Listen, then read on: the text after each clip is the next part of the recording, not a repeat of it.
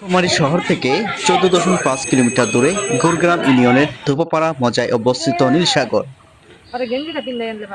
একটি জনপ্রিয় পর্যটন কেন্দ্র। এটি একটি বিশাল আকারের প্রাচীন দিঘি, প্রায় 53.90 একর জমির উপর বিস্তৃত, যার মধ্যে মূল দিঘিটির আয়তন 32.70 একর। দিঘিটির বর্তমান জেলা প্রশাসনের তত্ত্বাবধানে পরিচালিত হচ্ছে। এখানে দর্শনার্থীদের জন্য প্রবেশ ফ্রি ধার্য করা আছে এবং চিত্র বিনোদনের জন্য বিভিন্ন রাইড ও সুযোগ সুবিধা রয়েছে। প্রতি বছর শীতকালে এখানে প্রচুর পরিমাণ অতিথি পাখি আসে, যা এই স্থানটিকে আরও আকর্ষণীয় করে তোলে। মাছ ধরা, রেস্ট হাউস থাকার ব্যবস্থা এখানে বিদ্যমান। বর্তমানে নীলসাগরে রেস্ট হাউসকে আধুনিকরণ করা হয়েছে এবং অন্যান্য উন্নয়নমূলক কাজ চলমান রয়েছে। ইতিহাস, আসুন আমরা জেনে নেই নীলসাগরের ইতিহাস। নীলফামারী নীলসাগরের ইতিহাস বেশ পুরনো। হিন্দু শাস্ত্র অনুযায়ী খ্রিস্টপূর্ব 8ম থেকে 9ম শতাব্দীতে কুরুক্ষেত্রের যুদ্ধে বিরাট রাজা পাণ্ডবদের মিত্র ছিলেন। পাণ্ডবরা তাদের বনবাসের সময় এই অঞ্চল এলে তাদেরকে তৃষ্ণা নিবারণের জন্য বিরাট রাজা এই বিশাল দিঘিটি খনন করেছিলেন বলে ধারণা করা হয়। সেই সময় দিঘিটি বিরাট দিঘি বা বিনা দিঘি নামেই পরিচালিত ছিল। 1979 সালে তৎকালীন মহকুমা প্রশাসক জনাব আব্দুল জব্বার এই দিঘিটিকে একটি পর্যটন কেন্দ্র হিসাবে গড়ে তোলার উদ্যোগ নেন এবং এর নামকরণ করেন নীলসাগর। এরপর থেকে দিঘিটির সংস্কার করা হয় এবং এটি একটি আকর্ষণীয় পর্যটন স্পট হিসাবে পরিচিতি লাভ করা হয়।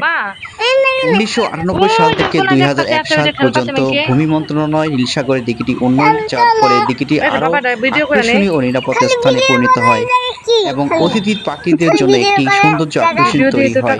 প্রতি বছর শীতকালে কিন্তু অতিথির পাখি এই নীলসাগরতে ভরে যায়। তাই আমরা যখন এই নীলসাগরে ঘুরতে যাব তখন অবশ্যই আমরা শীতকালে যাব, কারণ এই শীতকালে কিন্তু অনেক দেখতে এবং সৌন্দর্য অনেক বেড়ে যায়।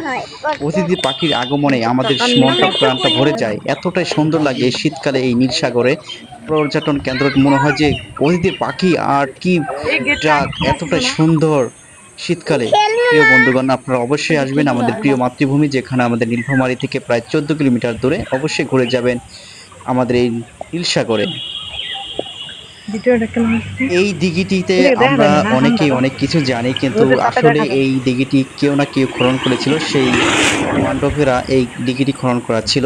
আসলে আমরা অনেকে ভুল ধারণা আমাদের বসবাস করে আমাদের মনের ভিতরে। আসলে আমরা জানি না অনেকেই যে দিঘিটি যে আছে, এই দিঘিটি কিন্তু পাণ্ডবেরা যুদ্ধের সময় তারা তৃষ্ণা মেটানোর জন্য এই পুকুরটি খনন করা হয়েছিল। প্রিয় বন্ধুগণ, আমরা আসলেই যেটা সত্য সেটাকে জানার চেষ্টা করব, আর যেটা মিথ্যা সেটাকে আমরা দূরে রাখার চেষ্টা করব, কারণ মিথ্যাকে আমরা কখনোই আমাদের কাছে আসতে দেব না। আমরা অবশ্যই সত্যটাকে জানার চেষ্টা করব। আর এই জায়গাটা এতটাই সুন্দর, চারদিকে বনভূমি আর এতটাই পশু পাখি, এতটাই সৌন্দর্য, আপনারা যদি না আসেন তাহলে কখনোই আপনারা বিশ্বাস করবেন না। প্রিয় ভাই বোনেরা, অবশ্যই আমাদের এই নীলসাগরে ঘুরে যাবেন, আর বিশেষ করে আমার এই চ্যানেলটা সাবস্ক্রাইব করবেন এবং কমেন্ট করবেন, শেয়ার করবেন আর ফলো করে দিন প্লিজ। আপনারা সবাই ভালো থাকবেন। আসসালামু আলাইকুম।